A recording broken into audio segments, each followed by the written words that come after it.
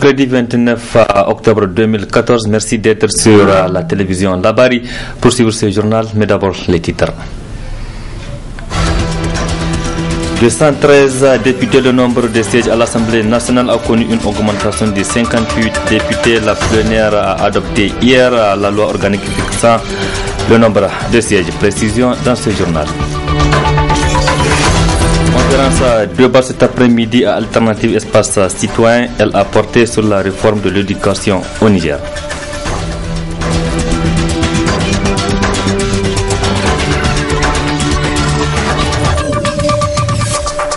Mesdames, Messieurs, bonsoir et bienvenue à tous. Je le disais dans les titres, le nombre de députés est revu à la hausse de 113 sièges à l'Assemblée nationale, donc passe à 171, soit une augmentation de 58 députés. La loi organique fixant le nombre de sièges a été adoptée hier par la plénière de l'Assemblée nationale. Le vote de cette loi a suscité beaucoup de réactions. Abdourazak Idrissa. Le prochain Parlement comptera avec cette loi 171 députés. Ainsi, ils seront proportionnels au nombre de la population estimé selon les résultats du dernier recensement général de la population et de l'habitat à 17 millions, soit un député pour 100 000 habitants. Beaucoup de citoyens ont cependant des appréhensions sur le travail que feront ces députés une fois élus. Cette assemblée n'a pas le mérite aujourd'hui même de prendre ce qu'elle est en train de prendre aujourd'hui comme les députés prennent comme avantage, parce qu'ils ont montré leurs limites, parce que nous avons une assemblée où c'est plutôt un jeu d'enfants, où on ne prend pas l'État au sérieux. Cette assemblée a montré ses limites lorsqu'on a parlé de la corruption morale ou financière.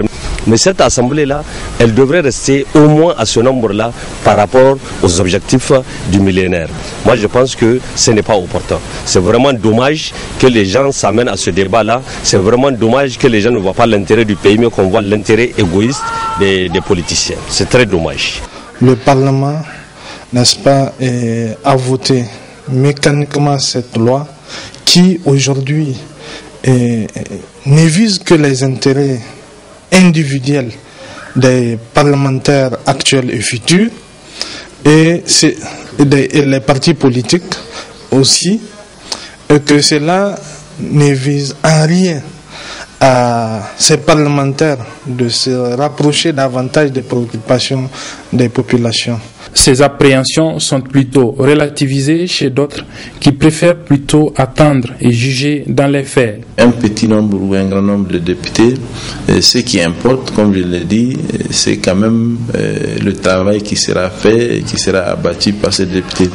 Donc nous estimons le mieux dans cette question, c'est que effectivement le gouvernement doit dégager, n'est-ce pas, une politique qui doit tenir compte des intérêts de la nation, des intérêts du peuple nigérien, et faire en sorte que le nombre de députés, qu'il soit important ou pas, mais qu'ils puissent servir la cause nationale. Mais d'ores et déjà, nous, en tant qu'acteurs de la société civile, nous pensons bien qu'il n'y a pas d'inquiétude à se faire par rapport à l'augmentation du nombre de sièges de députés. Le vote de cette loi a été boycotté par les députés de l'opposition sans s'opposer au fond du texte. Ils ont ainsi protesté contre la procédure de son introduction en Conseil des ministres.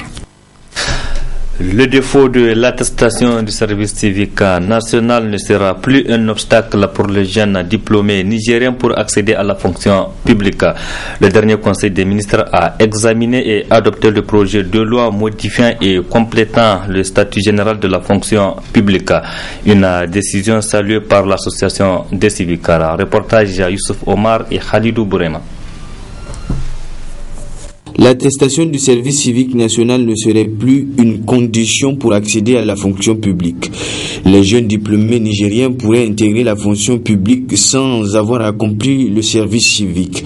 C'est le gouvernement qui en a décidé ainsi lors de la dernière réunion du Conseil des ministres. Une décision saluée par l'association des appelés services civiques. Je tiens à d'abord remercier le gouvernement d'avoir pris en compte l'une de nos revendications, parce que c'était un problème qu'on a eu à poser au gouvernement la 7e République depuis notre prise de fonction, parce que on a eu à constater, donc au moment où on a commencé à poser les problèmes de recrutement, donc des camarades à une semaine de la fin, 1 mois, 2 mois, donc ont été vraiment, comment on appelle ça, on les a empêchés à 2 semaines de la fin du service civique à faire les concours de recrutement à la fonction publique. Donc c'est de cette optique qu'on a eu à se réunir entre nous pour dégager une position, et on a eu à poser le problème avec notre ministère de tutelle, donc de revoir, donc de faire en sorte que l'attestation de fin de service civique ne soit plus comme étant une condition sine qua non pour l'accès à un concours. Donc de donner la chance vraiment à tous les camarades à la fin de leurs études de concourir s'il y a un concours. Là, c'est juste pour faciliter, donc de donner une chance à tout diplômé nigérien de concourir s'il y a un concours de recrutement à la fonction publique. Pour éviter de fausses interprétations sur cette loi, le coordinateur national des appelés de service civique apporte des éclaircissements. D'aucuns pensent que c'est une occasion de suspendre le service civique. En réalité, il ne s'agit pas de cela.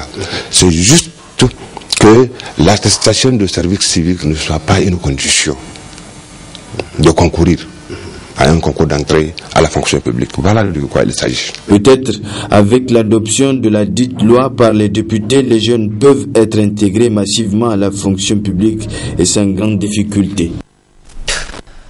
La réforme de l'éducation au Niger, sur le thème développé cet après-midi lors d'une conférence à débat organisée par Alternative Espace Citoyen. Le contenu de l'éducation et sa finalité sont entre autres points abordés par les conférenciers. Le résumé avec Nasser Dantofo et Chebou Guisso. Il s'agit à travers cette conférence débat de discuter sur les points focaux entravant le système éducatif, objet de multiples et récurrentes réformes constituant du coup un véritable surdosage pour les jeunes scolaires. Au Niger, nous avons constaté depuis donc vraiment l'indépendance à aujourd'hui, plus précisément depuis l'installation de la démocratie à aujourd'hui, nous avons assisté à de nombreuses réformes au Niger. Nous avons l'impression au Niger que les réformes se font chaque fois qu'il y a un ministre ou chaque fois qu'il y a un nouveau gouvernement au niveau donc de notre pays. Et cela nous a amené à faire la situation des différentes réformes qui se sont opérées, que ce soit au niveau donc de l'enseignement primaire, que ce soit au niveau de l'enseignement secondaire, où nous avons trouvé que certaines réformes ne sont pas du tout opportunes. Elles ont été prises de façon unilatérale, sans concertation au préalable des différents partenaires, les partenaires donc de l'école, les syndicats d'enseignants, sans que les parents d'élèves, les élèves ne puissent être véritablement associés. Malheureusement, l'ensemble de ces réformes que nous avions évoquées se voit à chaque moment être remis en cause par celui qui précède. Que cela ait des aspects positifs ou pas, nous avons malheureusement constaté au Niger de façon systématique à des remises en cause donc de ces réformes. Une réforme approfondie s'impose pour répondre à un enseignement de qualité. Nous avons à ce niveau dit que lorsqu'on voudrait avoir la qualité au niveau de l'enseignement, il y a un certain nombre donc de piliers sur lesquels il va falloir agir. Et premièrement, nous avons parlé de l'enseignant. L'enseignant est le centre donc de ce système. Nous estimons qu'il faut d'abord que nous ayons des enseignants ayant d'abord une formation initiale. Il faut que ces enseignants continuent à avoir la formation, ce qu'on appelle la formation continue. Il faut que ces enseignants également puissent être dans des conditions de travail, c'est-à-dire leur milieu dans lequel ils travaillent. Il faut qu'il y ait des classes, il faut qu'il y ait des tables bancs, il faut qu'il y ait donc les manuels nécessaires. Et nous avons dit également il faut qu'il y ait des enseignants vraiment ayant la vocation et ayant le diplôme. Donc il faut que ces enseignants soient des enseignants qui ont eu à choisir pour l'enseignement et qui disposent d'un diplôme donc d'enseignant. Et il faut qu'ils aient également la vocation. Cela estime que nous ne pouvons pas avoir de l'enseignement de qualité tant que l'enseignant reste dans une situation vraiment une situation précaire. Notons que la finalité de l'éducation est de préparer les jeunes le mieux possible à la vie démocratique en assumant et en exerçant leurs droits et leurs devoirs de des citoyens et en les préparant à vivre ensemble. Puisque nous parlons de l'éducation, parlons-en. L'Union des étudiants des instituts, écoles professionnelles et techniques de Niamey dénonce le manque des enseignants dans certains instituts, écoles de santé et centres de formation technique et exige par ailleurs, entre autres, l'accélération de la contre-signature des diplômes par le ministère en charge des enseignements supérieurs. L'UEPTN l'a fait savoir ce matin dans une déclaration que nous résume Nasser Dantofo et Aboubakar Soleil. Dénoncer le manque des enseignants dans les instituts, écoles de santé et centres de formation technique. La dotation des centres de formation en matériaux sont entre autres points de la déclaration du comité exécutif de l'Union des étudiants des instituts, écoles professionnelles et techniques de Niamey, IEPTN. L'IEPTN dénonce sans réserve le comportement du DEPRI à vouloir faire de la promotion de quelques écoles au détriment des autres et attire son attention vis-à-vis de l'accomplissement de sa mission. Exige le paiement sans condition de la bourse des camarades du master. Demande le respect sans condition du protocole d'accord signé entre l'État nigérien et la société civile en 2007. Dénonce la rupture d'égalité des citoyens devant la loi et les services publics dont sont victimes ces militants en matière de transport, d'hébergement et exige l'octroi d'une subvention aux étudiants non boursiers.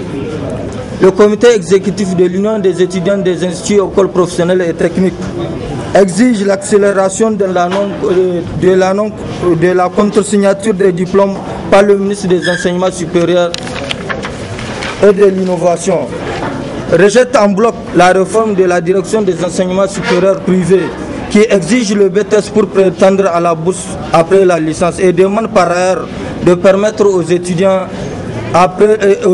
inscrits en deuxième année de se présenter au BTS sans exiger le bac. L'IEPTN est revenu sur le comportement de certains de leurs camarades et anciens cadres.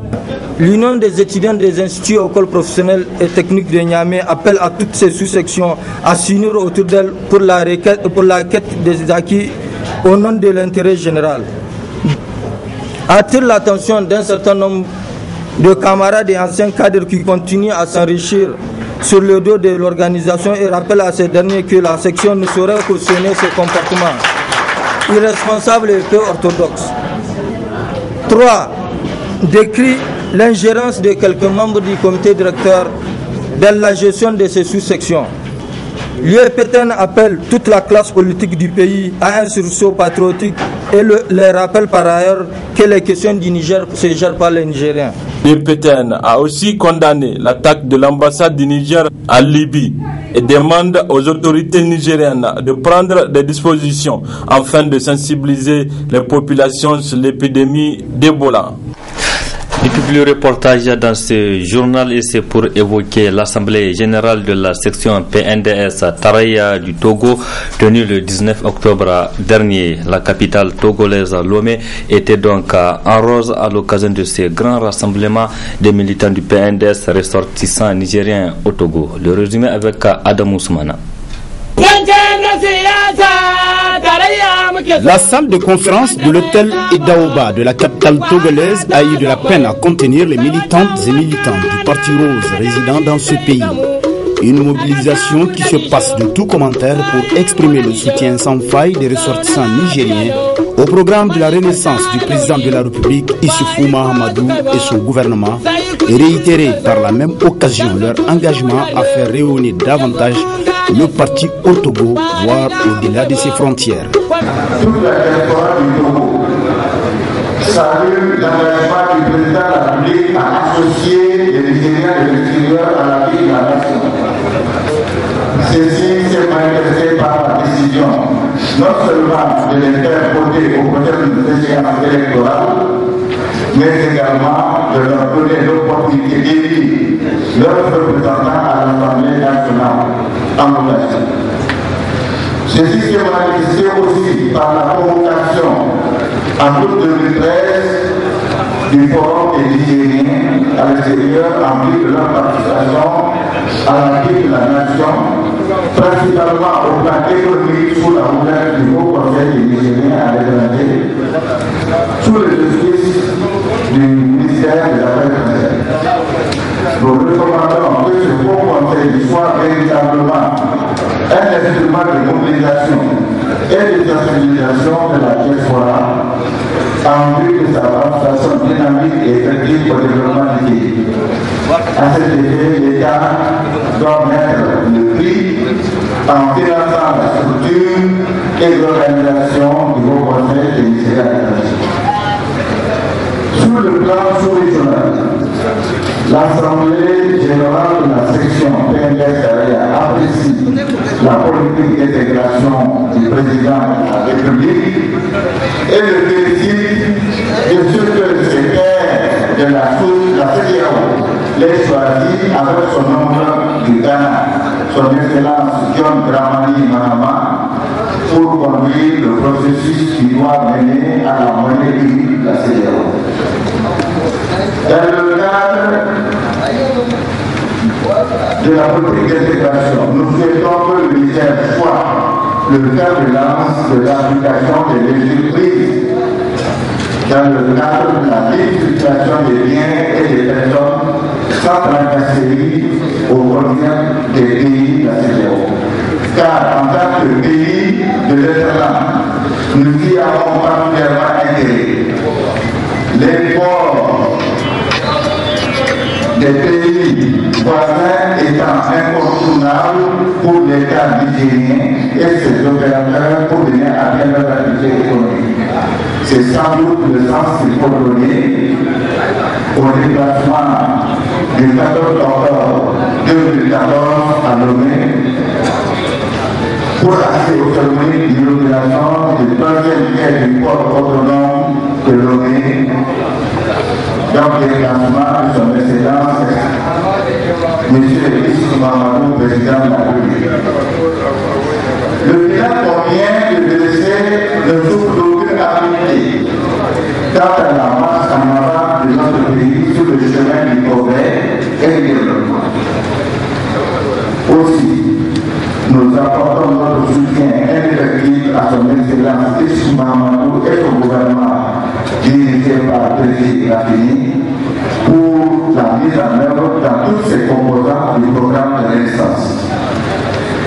Le camarade Bazoum Mohamed Bazoum, président de notre parti, doit être un artisan infatigable de la consolidation de la mouvance pour la renaissance du Niger autour de cet objectif. Ce grand rassemblement des militants du PNDS section du Togo a été couronné par la défection de plusieurs militants et pas de moindre du modem Falloumana au profit du Parti Rose à l'image du promoteur des boutiques Pachatex.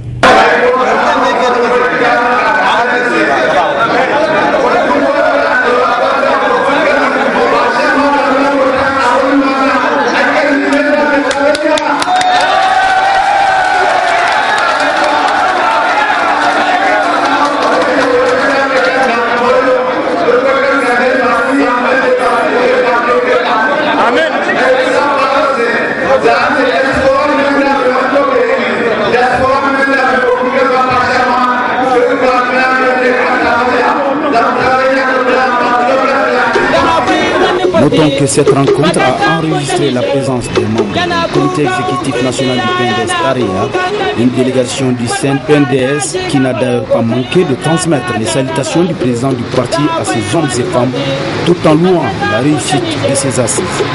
Les militants PNDS Togo ont prouvé par la présence que le parti peut toujours compter sur eux, loin des yeux, près du cœur, comme dirait l'autre.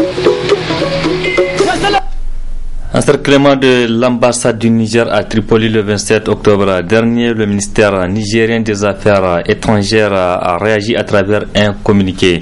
Une note dans laquelle le ministère a expliqué donc les faits tout en acceptant les excuses des diplomatiques formelles présentées par les autorités libyennes pour l'ancien ambassadeur du Niger, El-Hajj Issoufou Bachar en Libye. Donc, l'origine de l'incident du 27 octobre dernier est liée à la situation qui prévaut dans ce pays depuis la mort de Mohamed Kadhafi. Issoufou Bachar.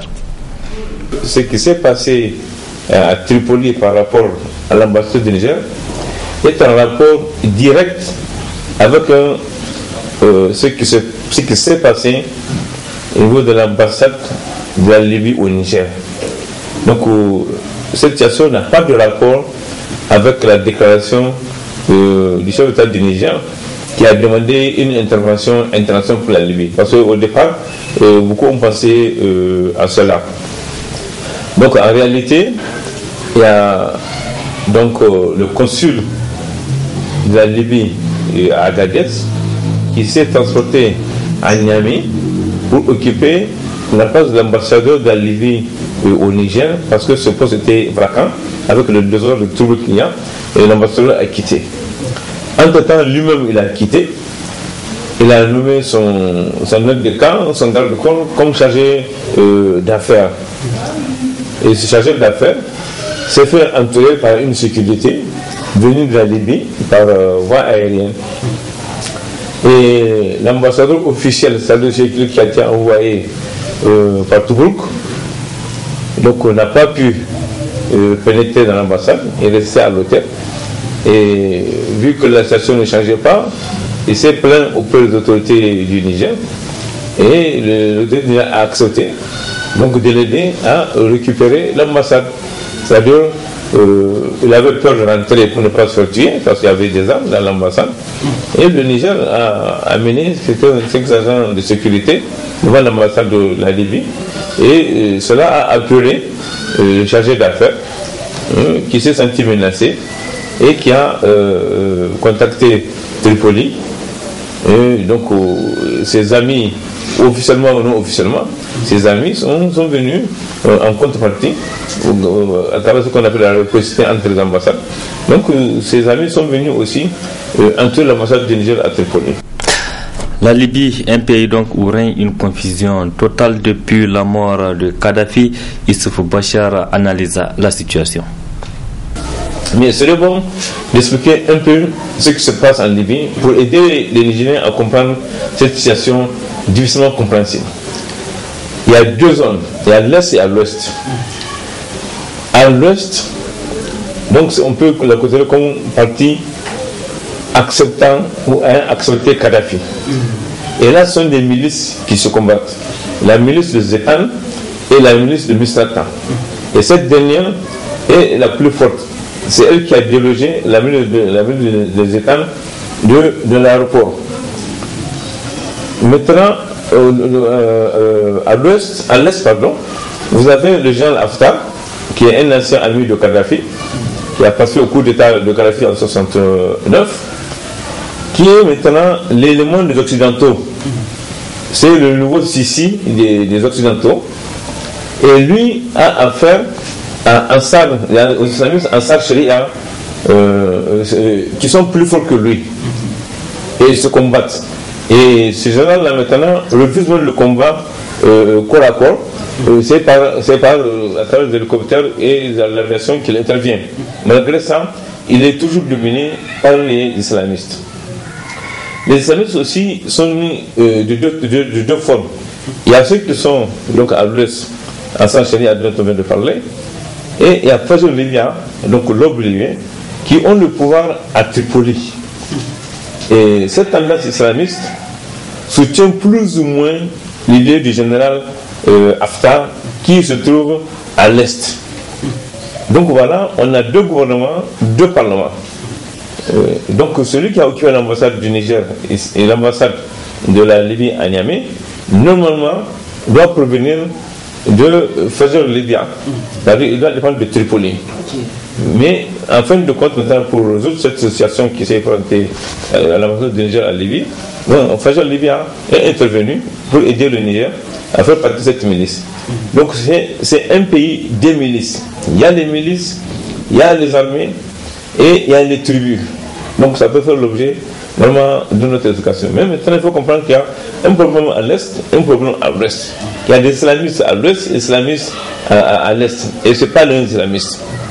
Les islamistes qui sont à l'est sont très forts, ils contrôlent Benghazi, ils contrôlent l'aéroport et ils dominent ce général qui est le pignon des Occidentaux aujourd'hui. Et les deux islamistes refusent de coopérer avec les Nations Unies. Les Nations Unies cherchent de trouver une solution, mais les deux islamistes, les deux groupes islamistes refusent parce qu'ils savent que ça peut imposer un point de vue occidental et c'est des laïcs. Point final de ce journal et merci pour votre fidélité. Restez en compagnie du programme de la télévision Labari. Excellente nuit à toutes et à tous.